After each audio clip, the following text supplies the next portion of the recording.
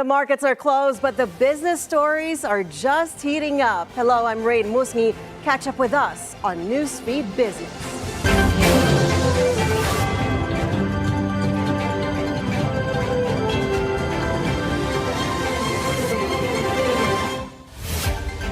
U.S. President Donald Trump believes Chinese startup DeepSeek technology should spur American companies to do better. Reuters' Julian Satterthwaite reports. Donald Trump says news of Chinese AI system DeepSeek should be seen as a positive. The U.S. president said it should just spur American tech firms to do better. The release of DeepSeek AI from a Chinese company should be a wake-up call for our industries that we need to be laser-focused on competing to win, because we have the greatest scientists in the world. Even Chinese leadership told me that. Trump was speaking in Miami on Monday after news about DeepSeek sparked a global stock sell-off. Traders dumped big tech names following reports that the Chinese system could match or beat US rivals at a fraction of the cost. That raised questions over whether future demand for chips and data centers would be as huge as expected, making Nvidia the day's big loser. The AI chipmaker saw $593 billion wiped off its market value, a record one-day loss for any Wall Street stock. The losses continued in Asia on Tuesday, with Japan's Nikkei index down around 1% in early trades. Chip gear maker Advantest, a major supplier to Nvidia, was the morning's big loser, falling around 10%. Trump said it was unusual to see US firms beaten on tech, but said industry and investors should welcome the prospect of lower costs. I would say that's a positive. That could be very much a positive development. So instead of spending billions and billions, you'll spend less and you'll come up with, hopefully, the same solution. Little is known about the startup behind DeepSeek, but researchers claim it was developed for less than $6 million, a tiny fraction of the billions being spent on AI by US firms. Well, Nvidia seemed to shrug off concerns about the threat of being rendered irrelevant, saying Chinese AI firm DeepSeek's advantages show the usefulness of Nvidia's chips for the Chinese market, and that more of its chips will be needed in the future to meet demand for DeepSeek's services.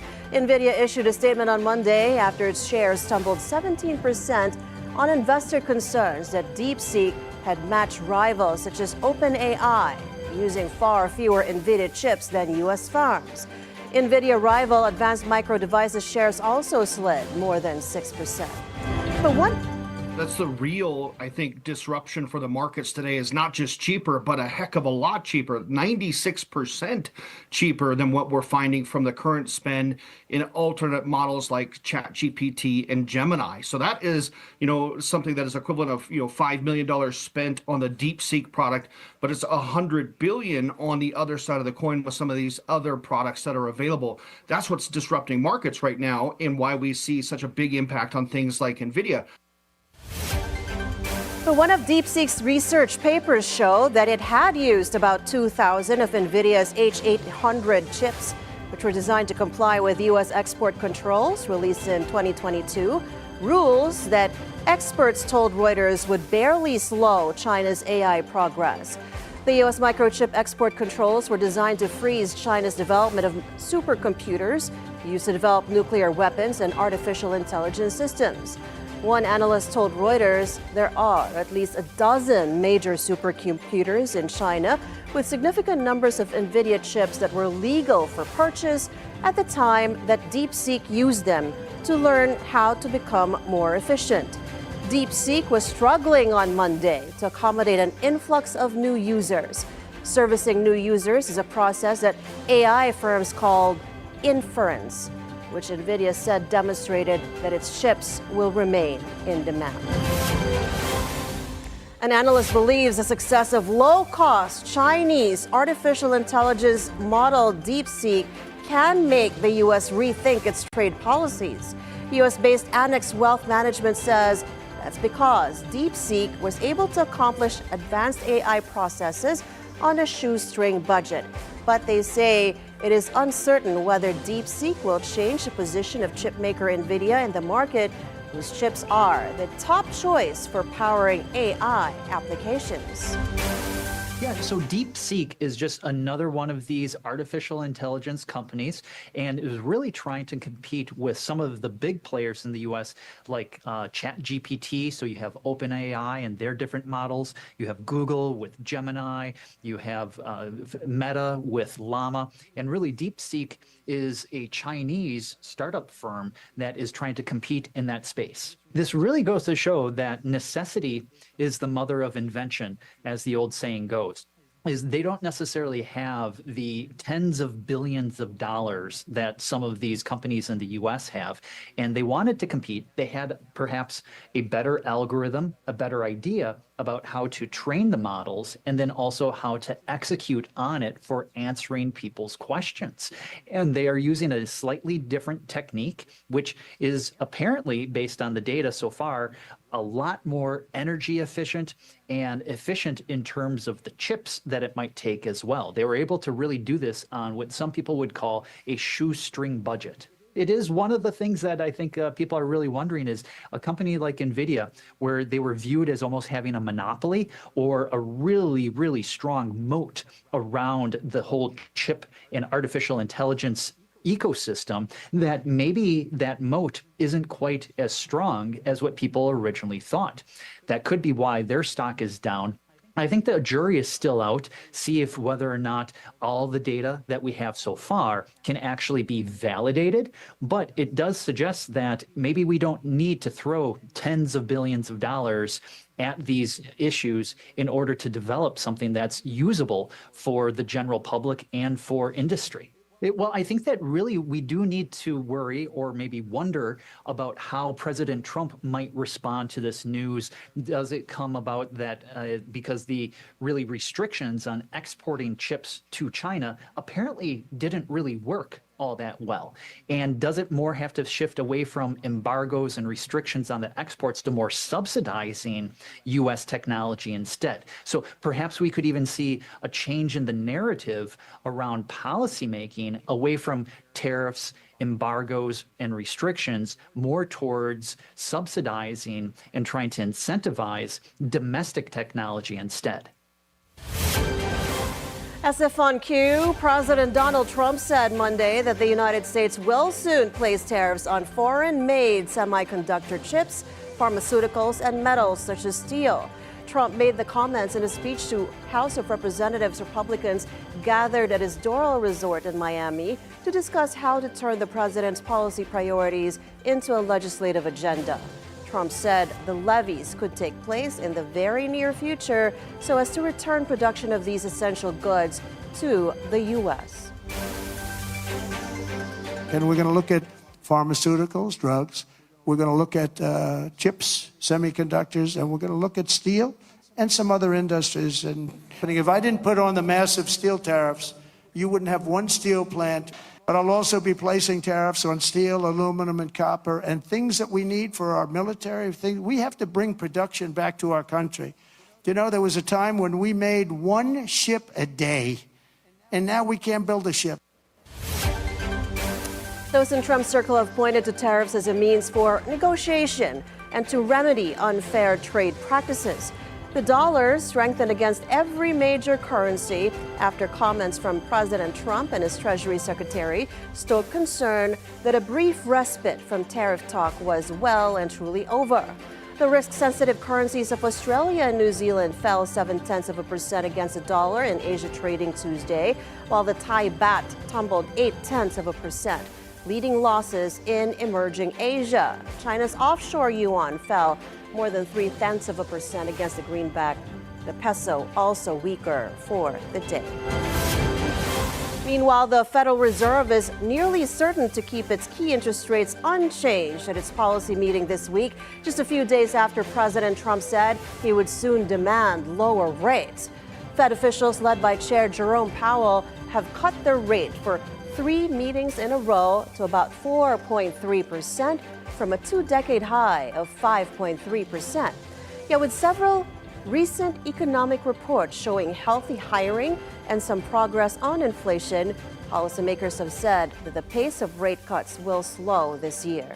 Fed officials have clearly signaled that they expect to skip a rate hike, at least in January, to evaluate the job market and economy.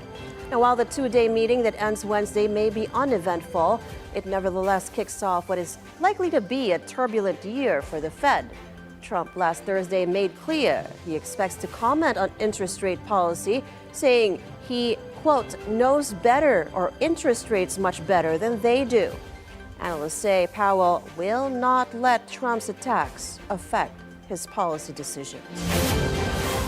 Still on trade, Colombia's President Gustavo Petro avoided a major diplomatic challenge at the 11th hour after his government and the U.S. reached a deal on deportation flights Monday. But the Colombian business community called for cooler heads to prevail as Colombians bemoan cancel U.S. visa appointments. Business Association ANDI said the measures announced by Trump, including a 25% tariff on all Colombian goods that was set to rise to 50% in a week, and emergency treasury, banking, and financial sanctions would have had an immense impact on the Colombian economy. Economic growth was a tepid 2% in the third quarter. Fue muy preocupante de la forma como el presidente. Yes, it was worrying the way President addressed the problem because he was not aware of all the consequences of an eventual trade war with the United States for a country like ours.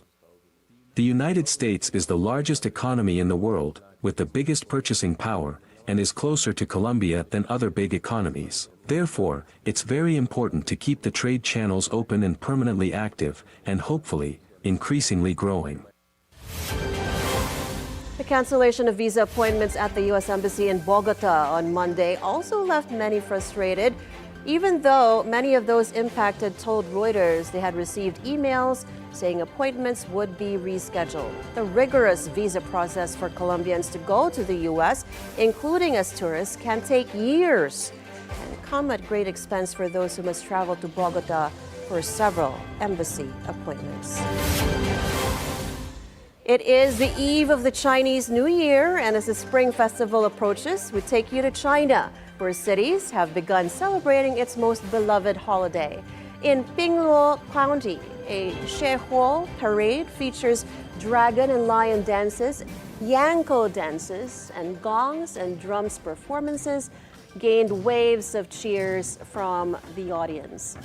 In Xiaxian County, in Shaanxi Province, people presented puppet shows and land boat dances to express aspirations for a better life. In Jiang'an County, China's Sichuan Province, people enjoyed a feast of 9 kinds of festival food, such as steamed pork belly and steamed pork with rice powder, while watching local opera performances. In Beijing, a lantern art festival featuring a light show and a parade presents to residents a New Year's scene integrating culture, art, and entertainment.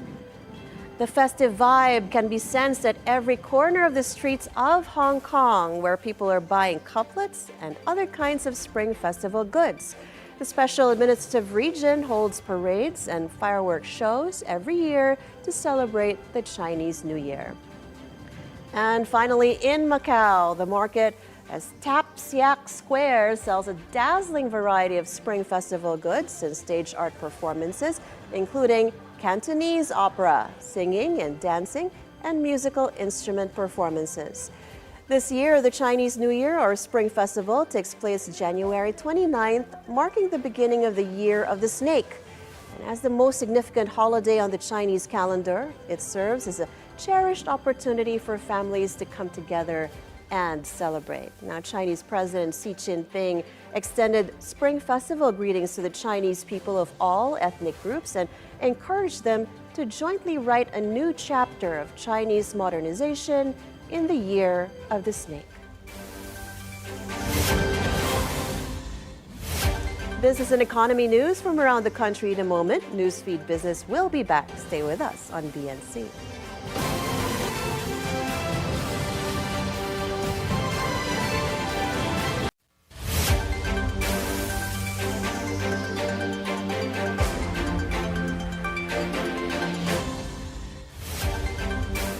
Welcome back to Newsfeed Business. United Nations Secretary General Antonio Guterres is concerned by U.S. President Donald Trump's 90-day pause on foreign assistance.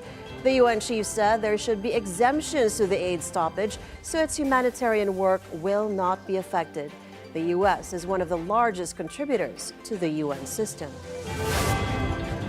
The Secretary General notes with concern the announcement of a pause in U.S. foreign assistance. He calls for additional exemptions to be considered to ensure the continued delivery of critical development and humanitarian activities for the most vulnerable communities around the world. Those lives and livelihoods depend on this support. The Secretary General looks forward to engaging with the new United States administration on the provision of much-needed development support to people grappling with the most difficult challenges confronting the developing world. The United States is one of the largest aid providers, and it is vital that we work constructively to jointly shape a strategic push forward. The National Economic and Development Authority is unfazed by moves by the new Trump administration to hold foreign aid and raise tariffs. Details from our correspondent Pierre Pastor, who now joins us live from Manila. Pierre, go ahead. Malacanang is not worried about U.S. President Donald Trump's order to freeze most of its foreign aid. According to National Economic and Development Secretary Arsenio Balisacan, the Philippines does not only receive assistance from America, but also from other countries. He adds the 90-day freeze order has no direct effect to the Philippines. Not so much directly, no, and in the short term. Much of our loans now are with other countries and multilateral institutions, no?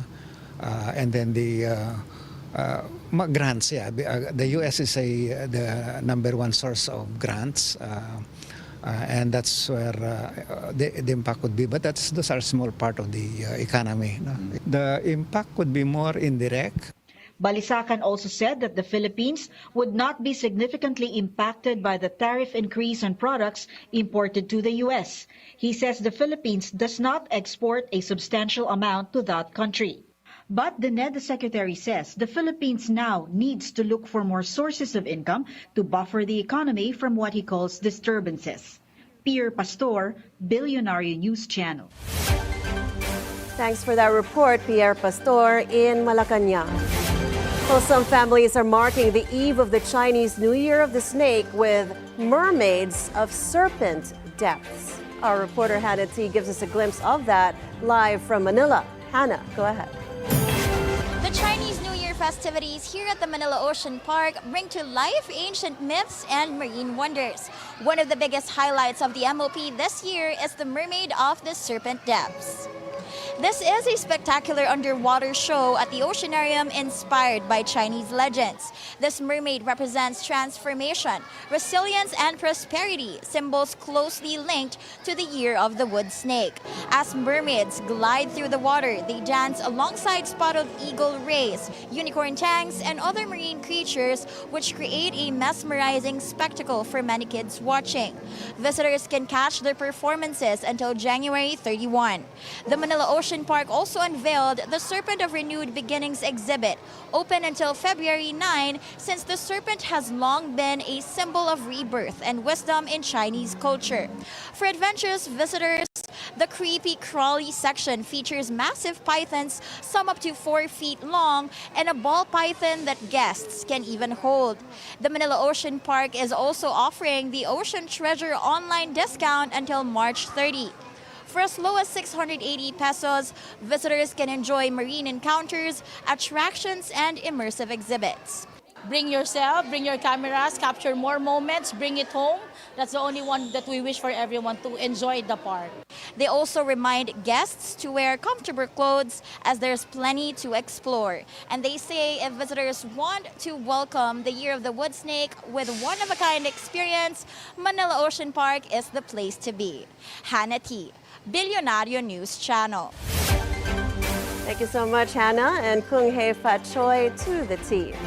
Meanwhile, Philippine shares dipped for the second straight day this week after Federal Reserve signaled that it will keep its key interest rate unchanged at its monetary policy meeting this week. The PSE index was down by 0.7% to close at 6153, finishing the day as the third worst performer in Asia. Majority of sectoral indices ended in the red, with services falling the most at almost 4%. Decliners also outpaced advancers, 112 to 66. Total value turnover stood at 5.6 billion pesos. But the day's most active stocks ended mixed, with China Bank rising the most at 6%. ICTSI, meanwhile, had the biggest decline, falling almost 7%. Also on Tuesday, the peso is currently trading at 58.47. That's before the outcome of the Federal Reserve's policy meeting and weaker for the day.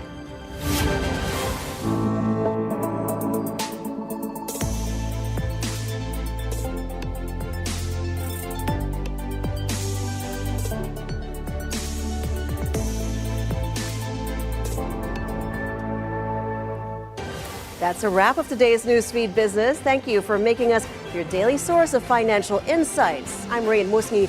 Join us again tomorrow as we bring you the stories that help you plan your next big, bold moves in business. Only here on the Bilyonaryo News Channel. Follow the Money's next at 4:30.